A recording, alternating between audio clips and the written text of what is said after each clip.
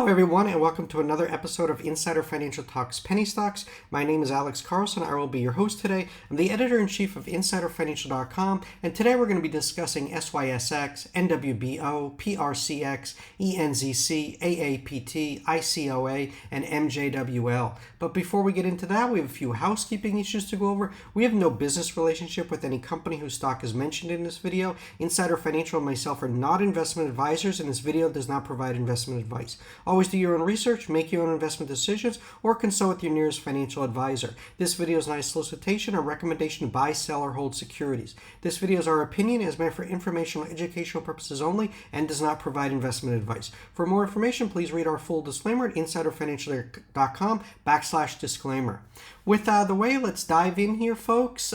First up, if you didn't get a chance, I highly recommend watching yesterday's video, thoughts on this week's market action. I give my view on what's happening in the markets, a general overview of all things crypto, OTC, gold, big boards, you name it. I talk about Webull starting beta testing of OTC trading. There's a link in the description to sign up for Webull, get free stocks, can finally trade OTC without a commission, without paying commissions. This is great news. One of the most common questions we get asked is how can we trade OTC, which brokers? Webull is going to become the go-to for many, and we suspect Robinhood will be hot on their heels just behind them. But overall, to finish up the week, nice bounce overall in the market. Big boards really rallied. Some big names caught a bid. On the OTC, there was 3,095 advancers to just 1,232 decliners. The problem is the volume was still rather light at just 1.836 billion. That's down from the $2.4 billion average that we've been seeing in daily trading volume. So nice bounce, but on very light volume. We need to see volume for confirmation that the bottom is in on a lot of these OTC, that the OTC bear is over. This is what we are going to be watching for. And you know, I do like to see the bounce, but I'm not that excited right now about you know, anything in particular.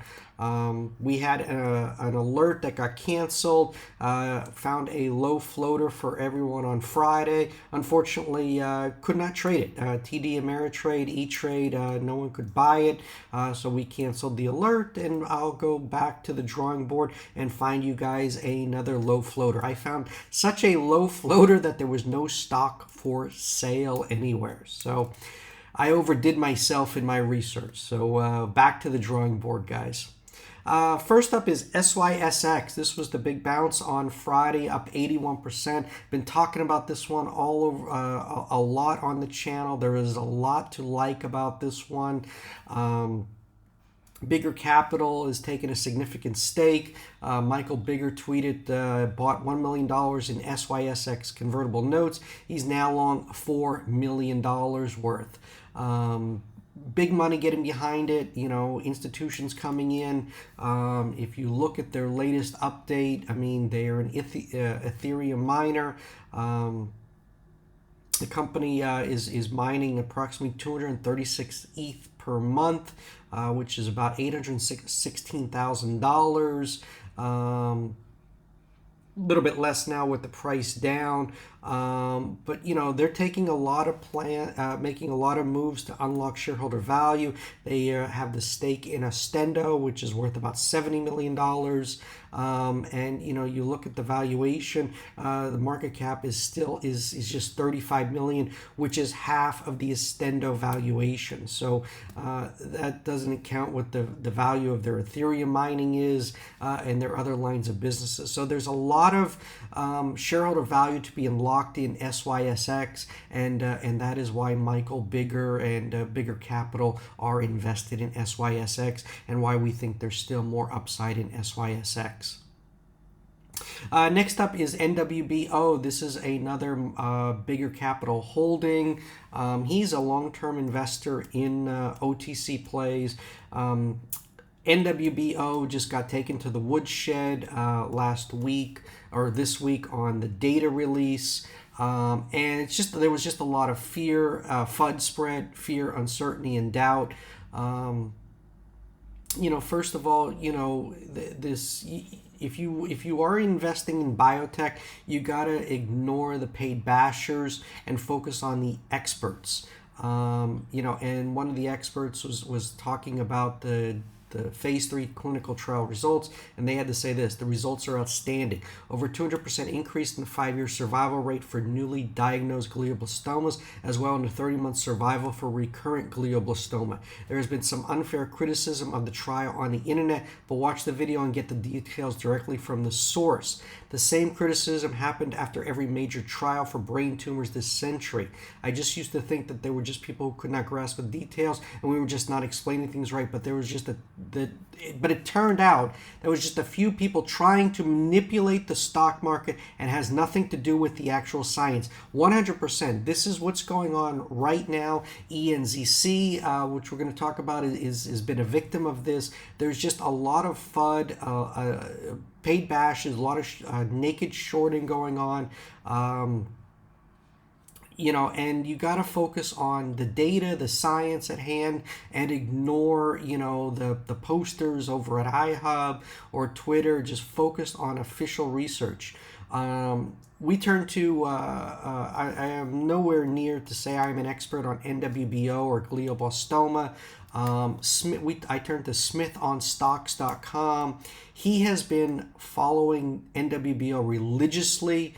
And he had this to say about the presentation and he talked about, he was putting this out when the stock was down over $1, and he said the results were extremely impressive.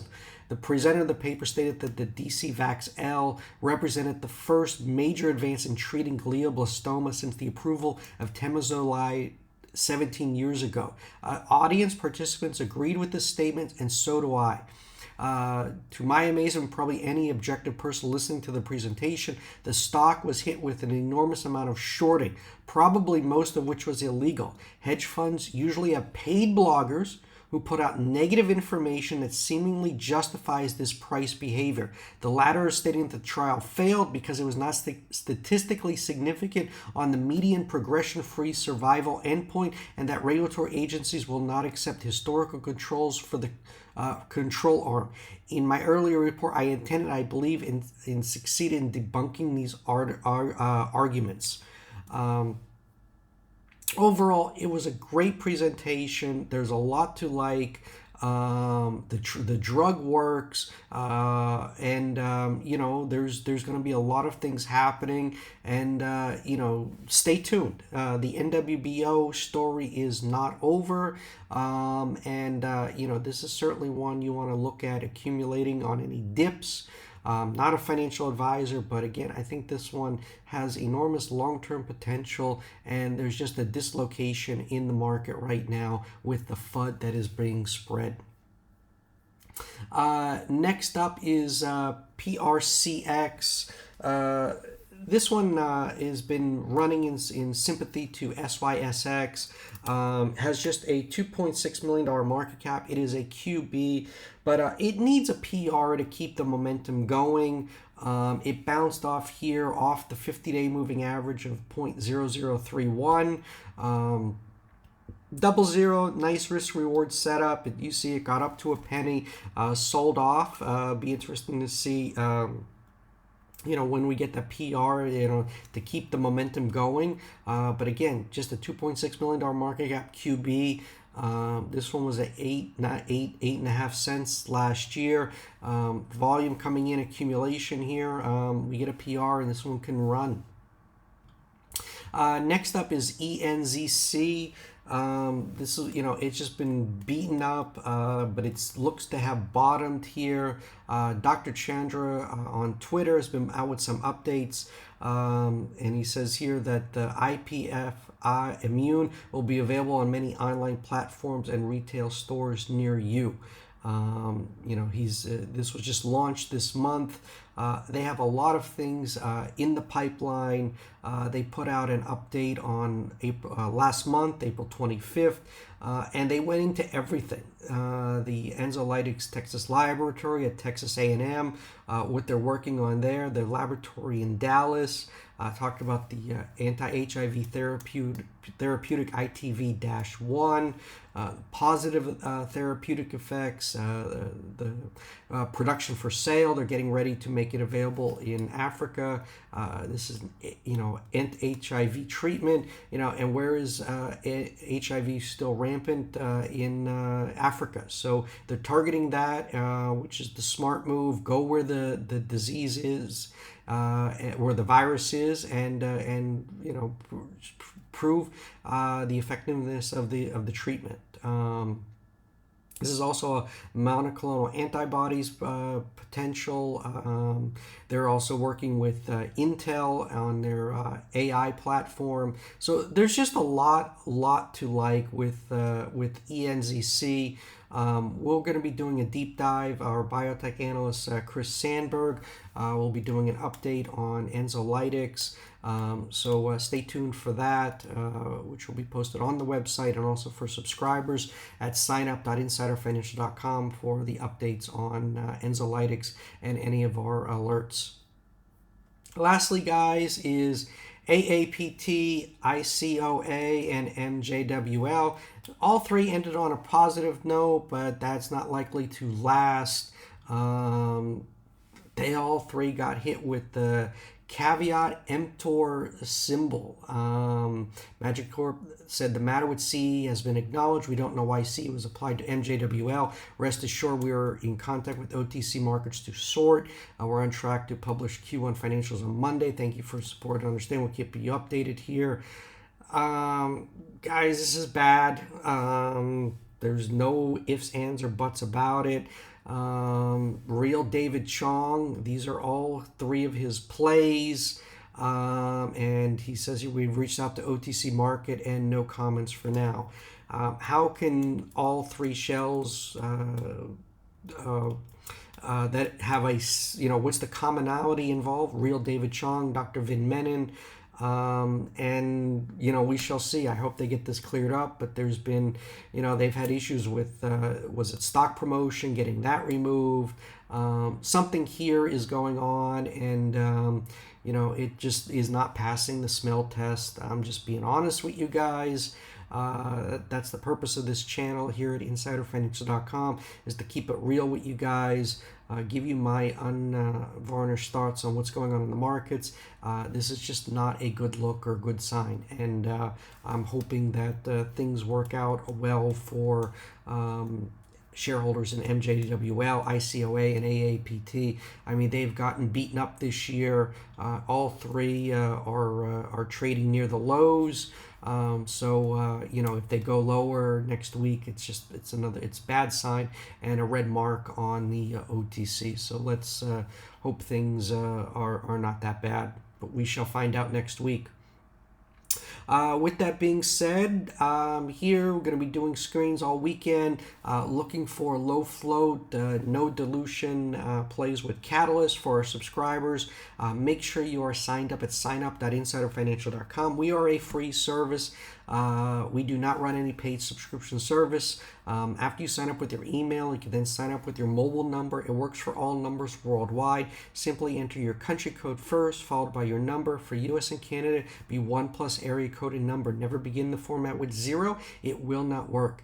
And since we release all of our profiles at the opening bell, text messages are the fastest way to get our alerts. With that being said, I hope next week is a better week for everyone. Everything's correlated today. OTC traders are in crypto are in OTC. OTC are in big boards. Big boards are playing cryptos. Big boards are playing OTC. We're all in the same boat. There's no safe place to hide. Let's hope Friday's bounce is the start of a trend change. And we are here every day, insiderfinancial.com. Come and join us, sign up, and let's all make some big money together. Thank you, everyone. Have a wonderful day. Bye-bye.